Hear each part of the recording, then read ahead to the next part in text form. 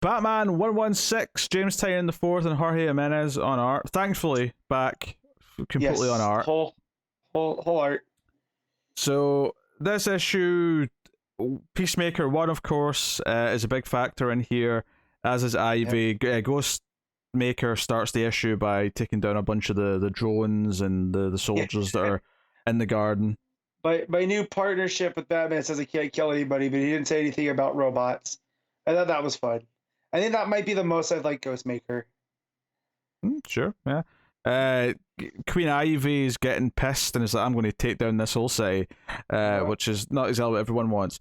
But Batman and Miracle Molly are racing towards the device, which leads them very quickly into Scarecrow.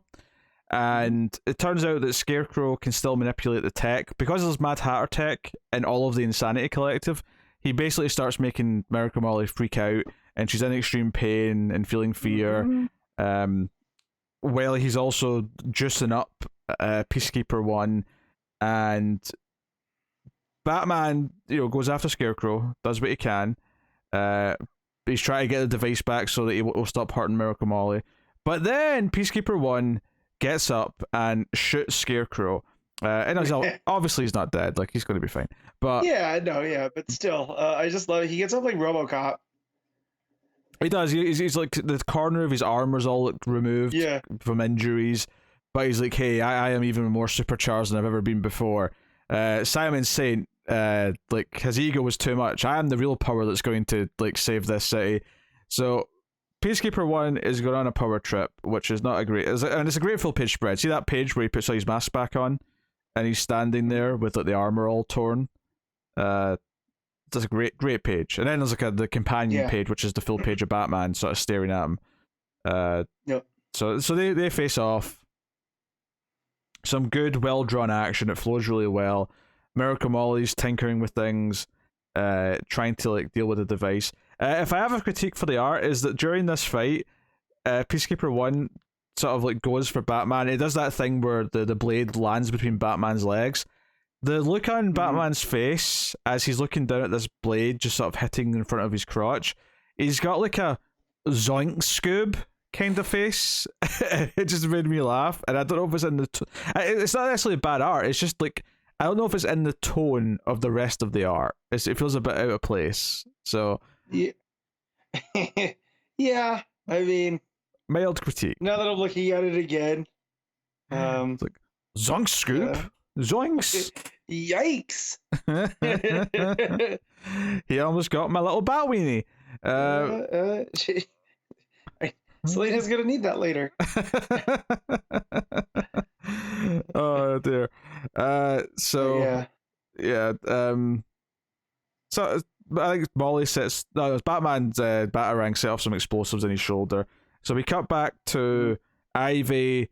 And the end of the issue is that Harley's showing up to try and save the day and says, maybe you'll talk to me, or should I say yourself? And she's brought the Ivy from Catwoman with her. So it looks like we're finally going to get the merging.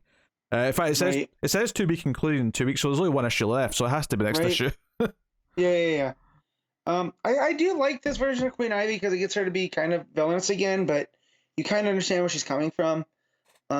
Also, I might have done some research on the name of Queen Ivy, and Queen Ivy is a real plant, and it really does well in darkness, which I think that's a nice, a little nice throw in by Tynion here on the writing, is that she was kind of left in darkness to flourish, and this is the Ivy we got there, and kind of the one that was experiencing things that was to balance her out.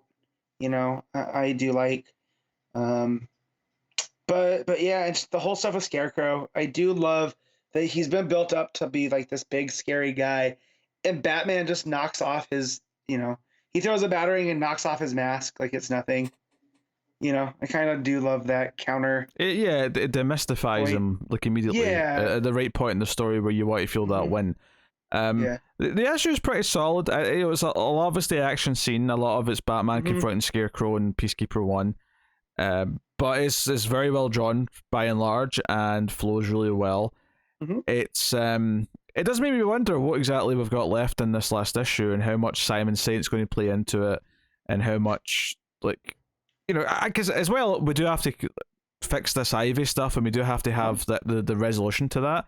I also don't see it taking up like too much of the issue, because we do have to actually finish all of the general plot, like everything Scarecrow's done, everything with like framing the Insanity Collective. We kind of have to wrap up all that next issue. So, and it's not oversized, right? you know, it might be actually. Now you've said that. 40 pages. Oh, so that's over. Well, no, that's just the backup. Yeah. Just the backup. Yeah. Okay. Yeah. And there's no like there's no like capstone issue. It looks like. No, because 118's the start of Williamson's run. Yeah. So. Well, what I meant by capstone is like, you know how, you know, they would do the Alpha and Omega kind of issues. Oh no, there is. They announced one. They definitely announced one. Okay.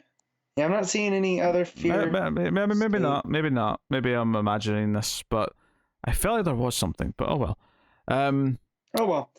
Either way, we're invested to see how this ends, and I feel like it will wrap up pretty cleanly. You know, Tynan's pretty decent at that, I feel. Yeah, no, I've had a really good time with his run. I will say, I think the build to Fear State was maybe a little more exciting than Fear State itself. Mm-hmm. So maybe that's a minor quibble to throw at it, but yeah. It's been a lot of solid stuff though. It's been a really fun book. If anything, the only fault really, it's not its own fault, is the fact that Detective, I think, has been a better book. Just consistency across the board. Yeah. With that one, these have been kind of up and down. You know, the art shifts and story kind of, you know, there's a lot. He had a lot of Tynan worked in a lot of moving parts here, and maybe too many. Yeah, whereas... I genuinely like the influence it's had on the rest of the Bat books, though, which is the way it's set up a lot of these, like, you know, Oracle being back in play and the Batgirls and everything else. And we're about to talk about them in a second anyway because of the backup. But, you know, it's done a lot of really good stuff. So I'll be very curious to see how it wraps up with this next issue. What are you giving the main story, Matt? I'm going to give this one an 8. And I mean, that some of that's on Jimenez with the art, and it looks good. But yeah. I mean, it should always be partly on the artist. I mean, no, I know, but it's like those action sequences with him are really good. I feel like Peacekeeper 1 feels like a proper monster at this point. Like once he puts that mask on, you know, it's a little reminiscent of, you know, Jason here, where he's not going to stop till he's done. Comparing him to Jason Voorhees, that's a take. Yeah. All right. I will say probably 8 as well, I think. Yeah. Well, maybe 7.5. Maybe 7.5.